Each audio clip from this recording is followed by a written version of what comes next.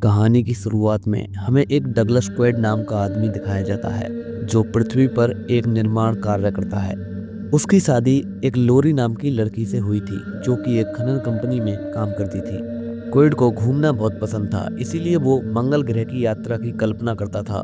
तभी वो रिकॉल नामक एक कंपनी का दौरा करता है, जो कंपनी उसकी यादों के सहारे सपने दिखा सकती थी। तभी अगले दिन क्वेड एक सहकर्मी से सलाह लेता है कि उसे मंगल ग्रह की यात्रा करने के लिए रिकॉल कंपनी में जाना चाहिए या नहीं। लेकिन सहकर्मी के मना करने के बाद भी वो मंगल ग्रह की यात्रा के लिए विकल्प चुनता है, जिसमें एक गुप्त एजेंट होने और विदेशी प्रौद्योगिकी की खोज करने का विकल्प भी शामिल था।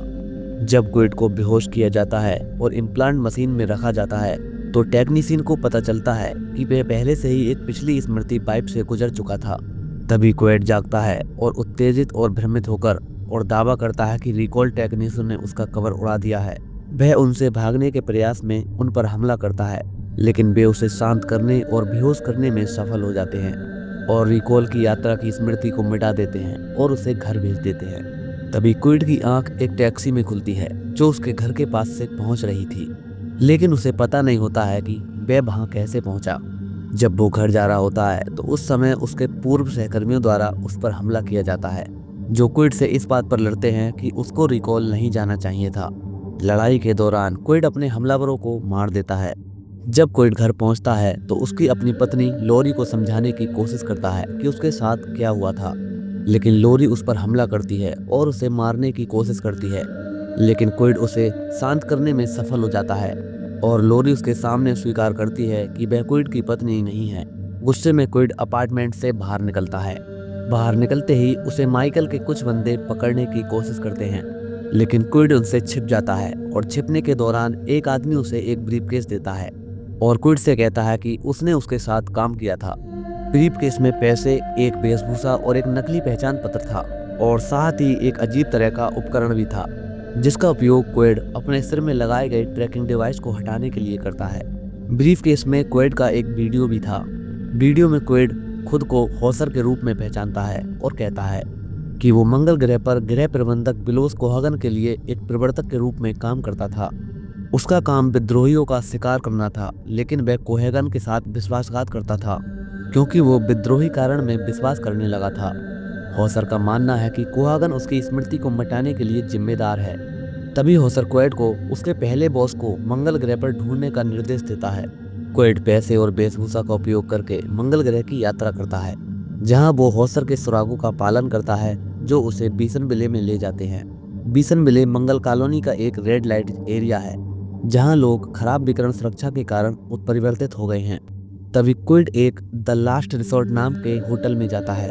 वो वहां मेलिना से मिलता है जो हॉसर की पूर्व प्रेमिका थी, जो उससे कोई संबंध नहीं रखना चाहती थी क्योंकि उसे लगता है कि वह एक दोहरा एजेंट था। क्विड अपने होटल में लौटता है जहां उसे लोरी और डॉक्टर एडमेगा रिकॉल के डेवलपर मिलते हैं। वे क्विड को समझाने की कोशिश करते हैं कि उसका आवासीय अवकाश गलत हो गया है और रिकॉल छोड़ने के बाद भी सभी अनुभव उसके मस्तिष्क द्वारा निर्मित एक मुक्त रूप पागलपन की भ्रम है। क्विड लगभग आश्वस्त हो जाता है, लेकिन जब वो एडमगर की चिंता को देखता है तो वह डॉक्टर को मार देता है। तभी वह माइकल के आदमी उसे पकड़ने आते हैं, लेकिन क्वेड को मेलिना द्वारा बचाया जाता है, जहां क्वेड को अपनी पत्नी लोरी को मारना पड़ता है। वे दोनों बीसन बिले में लौट जाते हैं जहां विद्रोही माइकल के आदमियों को रोकने में सफल हो जाते हैं। ये सुनकर कोहागन बीसन बिले की हवा की आपूर्ति को सील करने का आदेश दे देता है। क्वेड, मेलिना और एक टैक्सी ड्राइवर बेनी विद्रोही मुख्यालय की ओर बढ़ते हैं। क्वेड को कुवाटो से मिलने ले जाया जाता है, जो एक छोटे मानव के रूप में एक अन्य व्यक्ति जॉर्ज के साथ जुड़ा हुआ था। कुवाटो क्वेड के दिमाग की जांच करता है और पता चलता है कि वह एक एलियन रिएक्टर के बारे में बताता है जो कि पूरे ग्रह को ऑक्सीजन प्रदान करेगा। कोहागन ने मंगल पर अपने नियंत्रण को बनाए रखने के लिए रिएक्टर के अस्तित्व को छुपाया है। कुवाटो क्वेड से रिएक्टर को सक्रिय करने और मंगल को मुक्त करने का आग्रह करता है।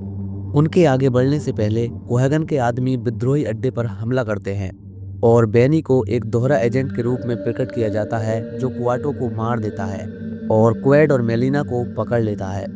तभी उन्हें कोहेगन के कार्यालय में ले जाया जाता है, जहां उन्हें वो हॉसर का एक और वीडियो दिखाता है जिसमें खुलासा किया जाता है कि क्वेड का पूरा अनुभव एक विस्तृत साजिश का हिस्सा था जो कोहेगन और हॉसर ने विद्रोही गढ़ में घुसपैठ करने और कुवाटो को मारने के लिए बनाया था। कुहागन क्वेड को उसके मूल होसर व्यक्तित्व में बहाल करने और मेलिना को होसर की वफादारी पत्नी के रूप में पुनः प्रोग्राम करने का आदेश देता है। दरअसल क्वेड और मेलिना भाग जाते हैं और एलियन रिएक्टर की ओर बढ़ते हैं। आगे बढ़ते हुए बेनी और माइकल दोनों को मार देते हैं। कोहेगन नियंत्रण कक्ष में उनसे पहले पहुंच जाता है और क्वेड को एलियन कलाकृति का उपयोग करने से रोकने की कोशिश करता है और उनसे दावा करता है कि ये ग्रह को नष्ट कर देगा और साथ में एक बम के साथ नियंत्रण कक्ष को उड़ाने की धमकी भी दे देता है। तभी क्वेड विस्फोटक को फेंक देता है जिससे कमरे की सील टूट जाती है और दबाव कम हो जाता है। दबाव कम होने के कारण कोहेगन को बाहर खींचा जाता है और ग्रह की सतह पर दम घुटने और दबाव की कमी से मर जाता है।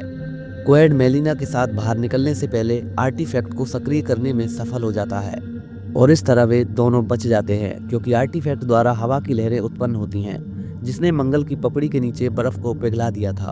एक नई वायुमंडल ग्रह की सतह पर फैलती है, मंगल कॉलोनी की खिड़कियों को तोड़ती है और इसके निवासियों को ताजी हवा में सांस लेने का अवसर प्रदान होता है। जैसे ही आबादी नए नीले आकाश में चलने लगती है, क्वेड सोचता है कि क्या ये भी उसकी रिकॉल फैंटेसी का हिस्सा है, इससे पहले कि वो मेलिना को चूमने के लिए मुड़ जाता है।